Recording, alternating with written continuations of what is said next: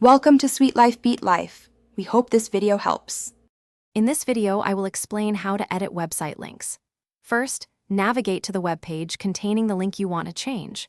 Once there, you will need to enter your website's editing mode, often found through a dashboard or Edit Page button. This step grants you access to the underlying structure of your content. Then, visually locate the specific text or image that currently functions as the hyperlink. This is your starting point for making any modifications. Now that you have identified the link, click on it within your editor. This action typically opens a small pop-up or a sidebar panel displaying the current destination URL. Carefully delete the old address and type, or paste your new, updated web address into the designated field.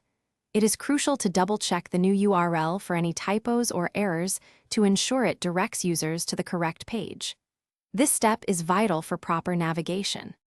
Beyond just the URL, you can also adjust the visible text that users click on, known as the anchor text. Make sure this text accurately reflects the new destination. Additionally, consider adding a title attribute, which provides a small tooltip when a user hovers over the link, enhancing accessibility. Finally, you can choose whether clicking the link opens the new page in the same browser tab or in a completely new one, offering different user experiences.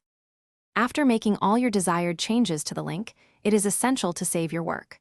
Look for a Save or Update button within your editing interface. Once saved, you will typically need to publish the page to ensure these updates are visible to your website visitors. The final, and perhaps most critical, step is to thoroughly test the newly edited link. Click on it yourself to confirm it directs to the correct destination and behaves as expected. Thanks for watching. Consider subscribing if we helped you.